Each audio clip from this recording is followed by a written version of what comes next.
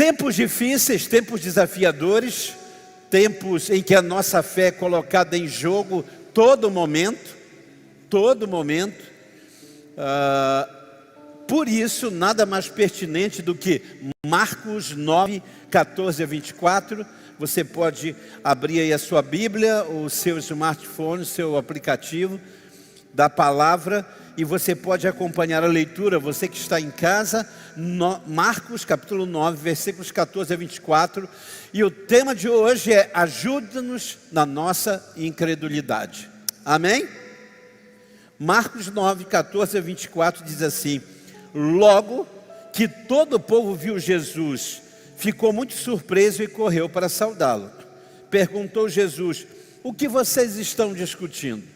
Jesus desce do monte da transfiguração e ele depara com uma treta. Está rolando ali um negócio esquisito entre fariseus e escribas e os seus discípulos. E ele pergunta: o que vocês estão discutindo? E um homem no meio da multidão respondeu: mestre, eu te trouxe meu filho, que está com o espírito que o impede de falar. Onde quer que o apanhe, jogam no chão, ele espuma pela boca, range os dentes e fica rígido.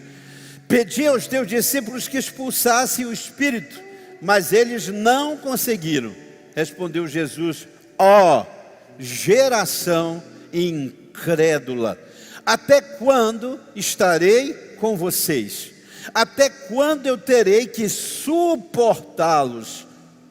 Tragam-me o menino. Então eles o trouxeram.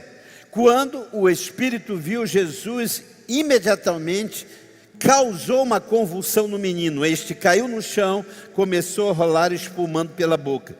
Jesus perguntou ao pai do menino: há quanto tempo está assim? Desde a infância, respondeu o pai.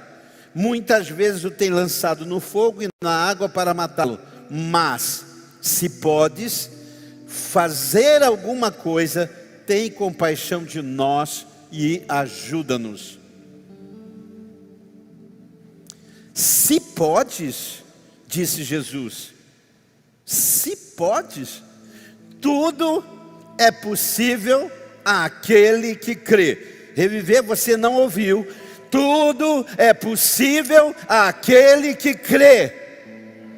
E imediatamente o pai do menino exclamou: creio, ajuda-me a vencer a minha incredulidade. Queridos, esse texto fala, entre muitos enfoques, entre muitos matizes, a respeito dos altos e baixos da credulidade da igreja, dos discípulos de Jesus.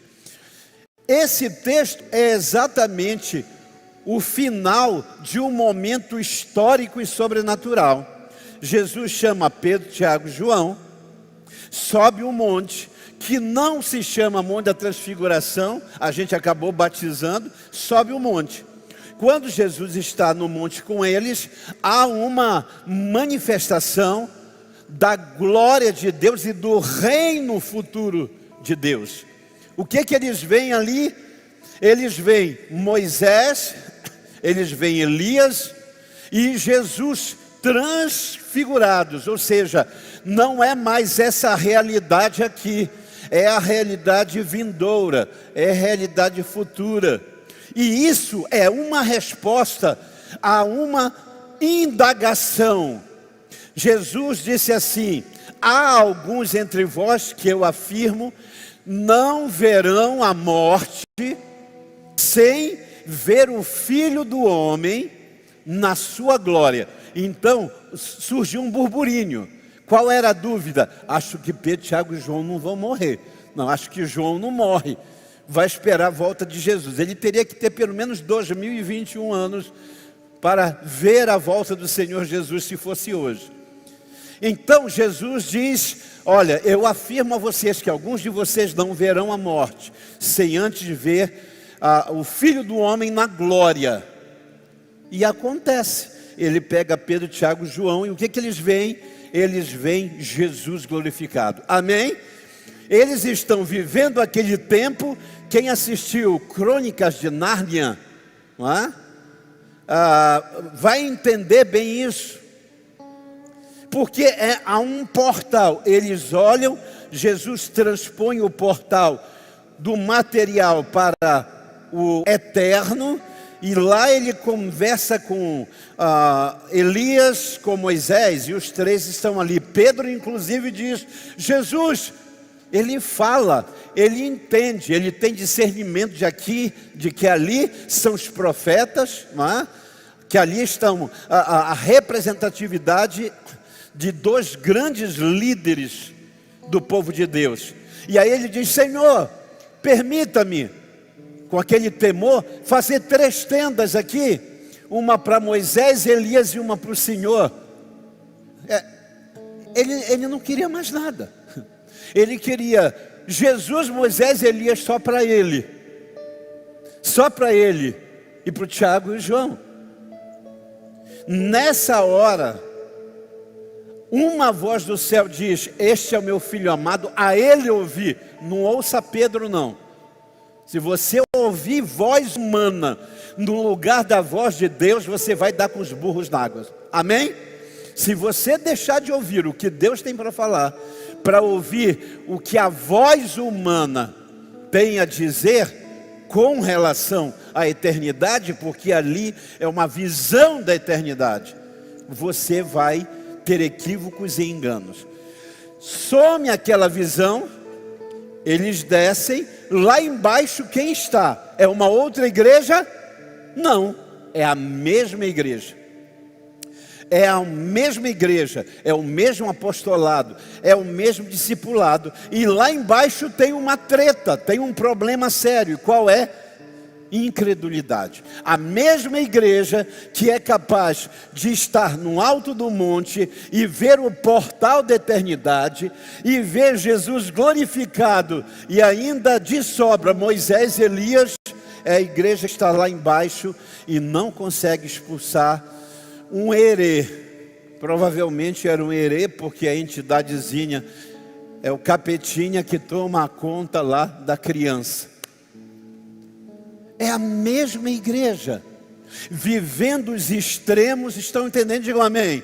Vivendo o extremo dos altos e baixos, da credulidade, da fé, de uma oração impactante, por um momento de incredulidade.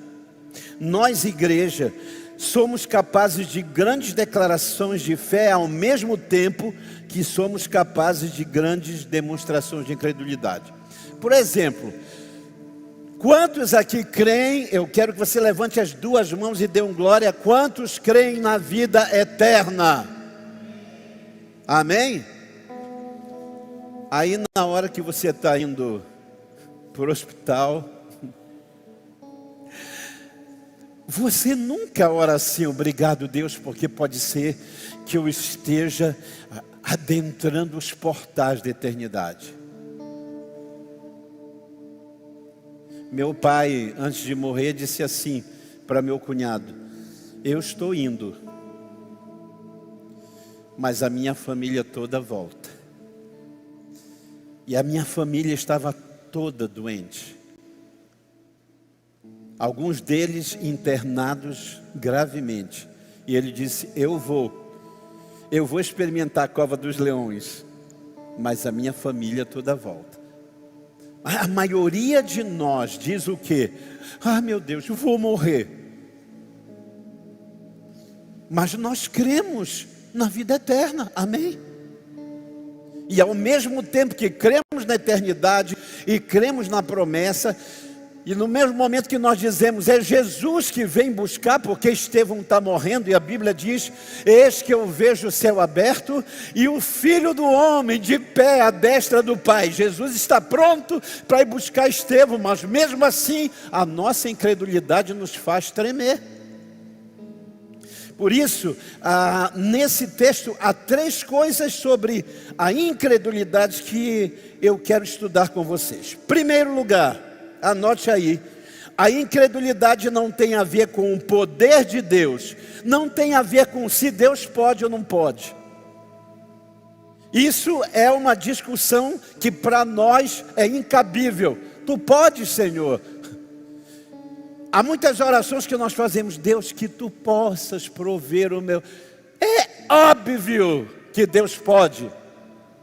Então, a questão da incredulidade não tem a ver com o poder de Deus, mas sim com o quanto você crê nele. Amém?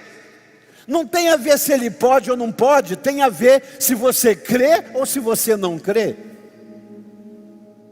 Está todo mundo no barco, vocês lembram disso? Mar da Galileia, balançando o barco, água entrando, o barco enchendo.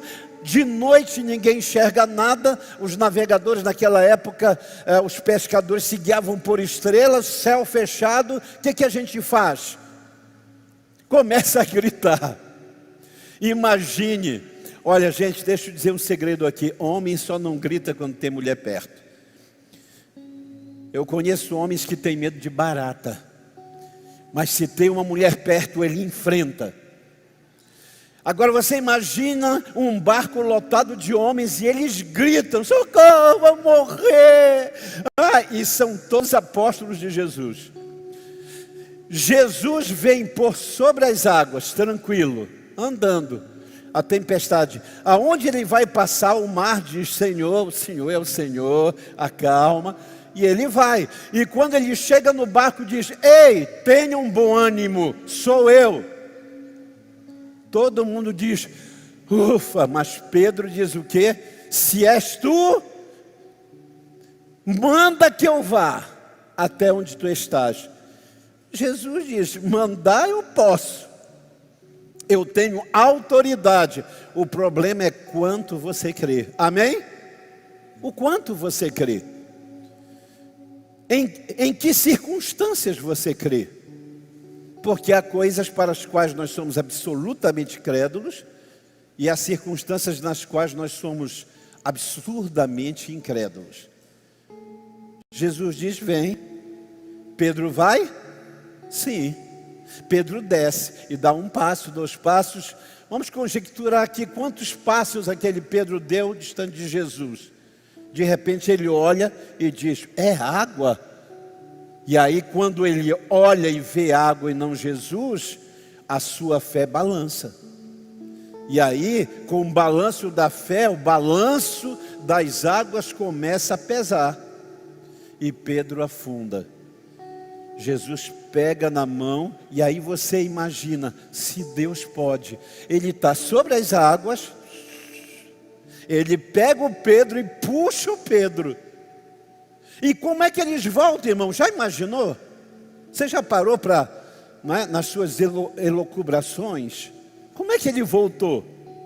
Ou ele voltou com Pedro assim, arrastando Pedro por dentro da água? Não, ele disse assim: Pedrão, fica em pé, vamos lá, vem comigo. A questão não é se Deus pode, é se você crê. É o quanto você é capaz de crer. A Bíblia diz: se sua fé for do tamanho de um grão de mostarda, você dirá: essa montanha passa daqui.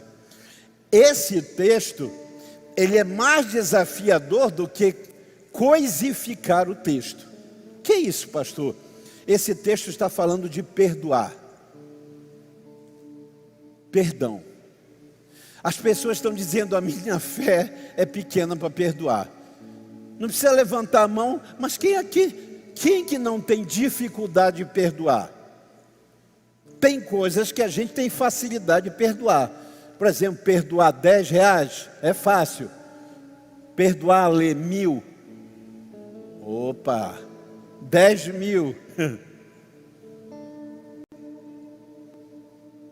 Um dia alguém postou assim na rede social: vocês conhecem alguém que empresta dinheiro e não mate a gente, se a gente não pagar?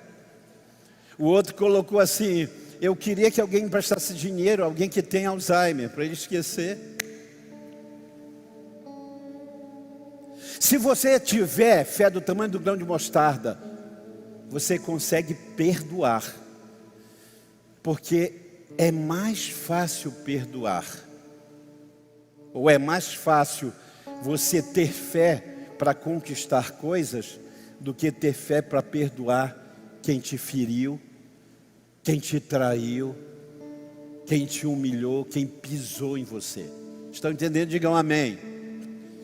Segunda lição: a incredulidade é, ao mesmo tempo que digo que a resposta está em Jesus, a pressa que me faz tentar resolver sem Jesus. Que é incredulidade?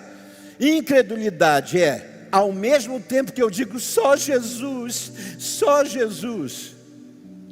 Por exemplo, as irmãs que são solteiras aqui, as jovens solteiras, dizem assim: Jesus, eu quero o homem segundo o teu coração.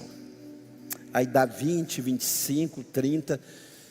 Aí você diz: ah, Jesus, tem aquele sujeito ali, eu não tenho muita certeza, mas ele tem um jeito, de que vai rolar. Aí quando o tempo passa e a pressa vem, você já diz assim: Jesus, o que vem a mim de maneira nenhuma lançarei fora. Sabe, a pressa nos faz esquecer a nossa declaração de que todas as nossas fontes estão em Deus, amém? Todas as nossas respostas estão em Deus. É dele que vem as nossas respostas. Então, incredulidade é, 2 pontos, ao mesmo tempo em que eu digo que a resposta está em Jesus, a pressa que me faz tentar resolver sem Jesus. O que ele diz? Eu trouxe o menino para o Senhor. Foi assim que diz o texto? Eu trouxe o menino para o Senhor. Mas como o Senhor estava lá terminando o retiro espiritual, eu comecei a pedir para todo mundo. Olha que interessante. Eu espero em Deus, mas quem puder me socorrer, pelo amor de Deus, faça. Eu espero em Deus, mas tem consignado em tudo quanto é lugar. Eu espero em Deus, mas a pressa me faz resolver ou tentar resolver sem Deus. E aí ele fica: põe a mão aqui, sai, põe a mão, amarra, o outro solta, o outro fala. E acaba que este homem se frustra.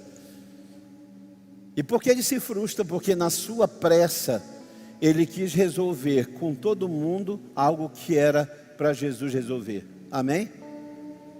Era para Jesus. Ele disse: eu trouxe para você. Para quem que você tem levado seus problemas? Eu tenho me acostumado como ser humano a chorar aos pés da cruz. A minha família não me vê comumente chorando pelas lutas e dificuldades de família. Eu até digo isso e ensino alguns homens: quer chorar, melhor lugar debaixo do chuveiro.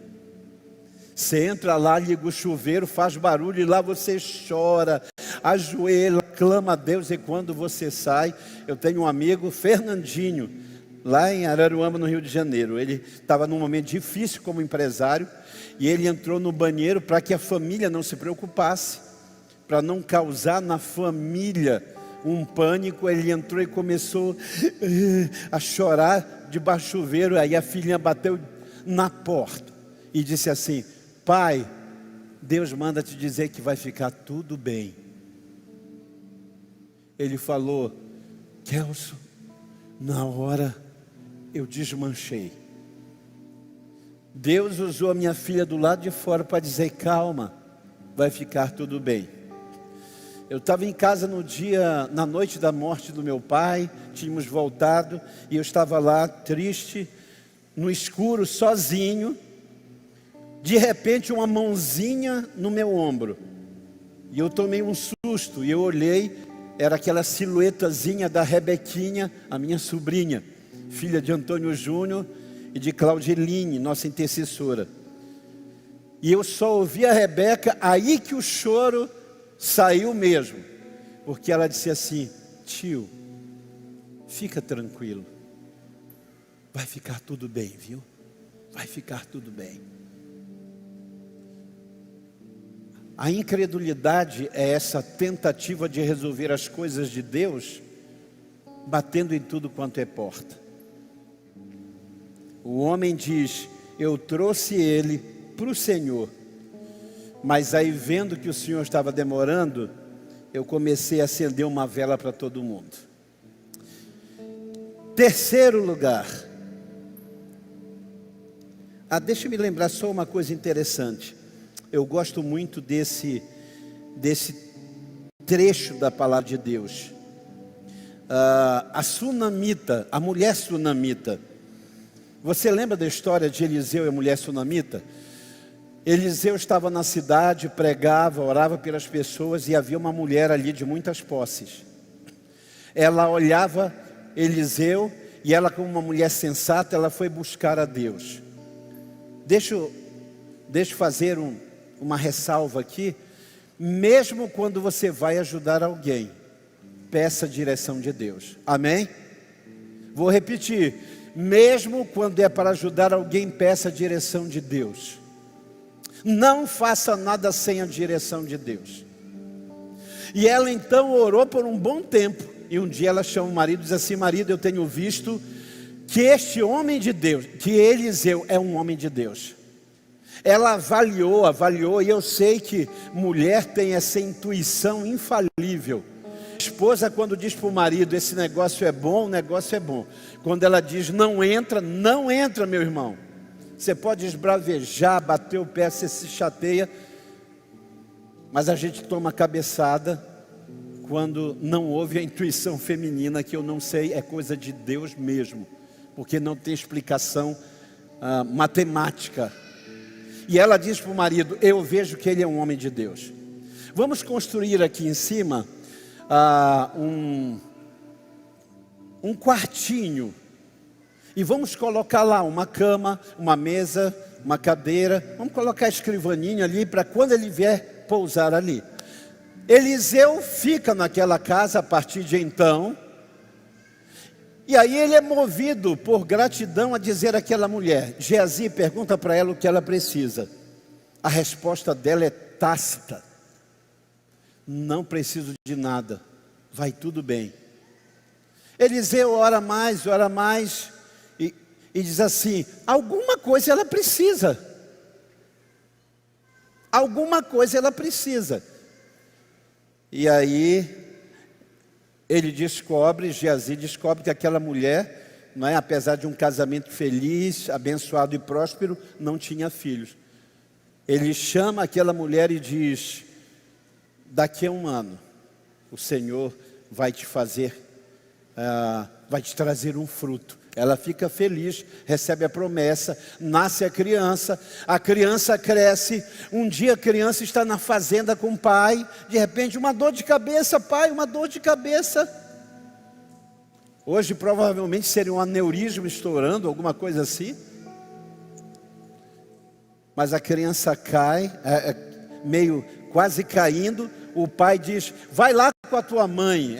É uma expressão muito odierna de quando o filho começa a passar mal, né? A gente está brincando com o filho na bola, o filho, ai, uma dor, vai lá com a tua mãe. E quando ele chega nos braços dela, a criança morre. O que ela faz?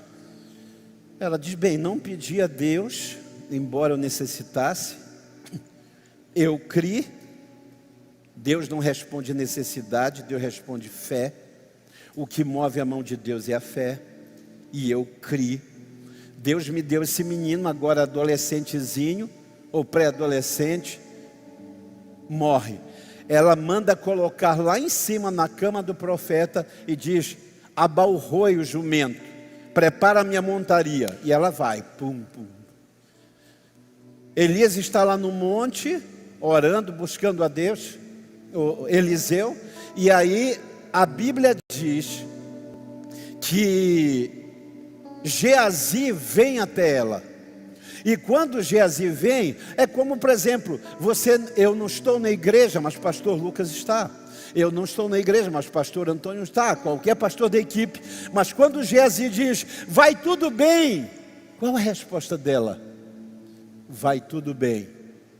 Essa mulher nos dá uma resposta ao pai do menino de Marcos que é tremenda. Coisas que só Deus resolve, eu trato com Vou perguntar de novo. Coisas que só Deus pode responder, eu trato com Deus. Não é com a Maria, com o João, com a cabeleireira, com a manicure, com o padeiro. Coisas que só Deus pode resolver no seu casamento, trate com Deus. Coisas que só Deus pode resolver na sua vida financeira, trate com Deus. Coisas que só Deus pode responder na sua vida física, porque o laudo médico é que você nunca mais será o mesmo. Só Deus pode fazer, trate com Deus. Ela diz, está tudo bem, meu negócio é com Eliseu. E quando ela vai até lá, ela declara a sua fé, que fez aquele menino nascer. O fim da história, Eliseu vai até lá e o menino é ressuscitado. Então, queridos, sem pressa, para resolver as coisas que Deus pode resolver. Se é Deus, espere em Deus. Amém? Amém? É Deus, espere em Deus. Nós reabrimos as portas esperando em Deus. Eu creio que ninguém vai adoecer aqui dentro esperando em Deus. Eu creio que Deus vai suprir as suas necessidades esperando em Deus. Terceiro e último lugar, incredulidade é a transferência da sua responsabilidade de crer, ou é a terceirização da sua responsabilidade de crer.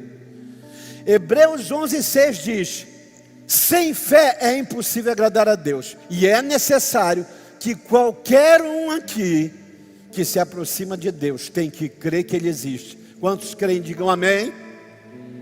Mas não só isso, eu tenho a responsabilidade de crer que Ele é galardoador. É uma palavra que a nova geração não conhece. Ele é presenteador, Ele é recompensador de quem o busca. Ora, entenda isso, aquele que se aproxima sem isso, é impossível agradar a Deus. Aquele homem diz: eu trouxe aos seus discípulos a batata quente. Brincadeira da batata quente, né? Luciano Subirá estava falando que há algumas brincadeiras do nosso tempo, né, Gustavo? Não, Gustavo é mais novo que eu. Mas há umas brincadeiras que já não se tem mais hoje. Então, segura aí a batata. Ai, está quente, passa para o outro. E esse homem diz: eu trouxe um filho epilético. Na verdade era uma manifestação demoníaca na vida dele, com os sintomas de epilepsia. E ele diz: eu trouxe esse menino e joguei a batata para quem? Para os teus discípulos. Eles pegaram e foram jogando na mão do outro e não conseguiram. Agora o homem diz: jogo para o Senhor. Se o Senhor pode, me ajude. Você está entendendo? Incredulidade é a transferência, é a terceirização da sua responsabilidade de crer no milagre que você precisa, no milagre que é seu. O filho é seu, quem precisa crer é você. Nós temos torre de intercessão, nós temos turnos de oração, mas nada disso tira de você a responsabilidade. Você precisa crer. Eu vou repetir, você diz amém. Você precisa crer. Você precisa crer. Jesus diz: se eu posso é inquestionável, meu querido. Tudo é possível ao que crê. Jesus pega a batata quente e devolve para o Pai e diz: sai que é tua, Tafarel.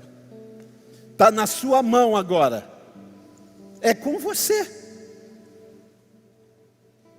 É com você, é muito fácil.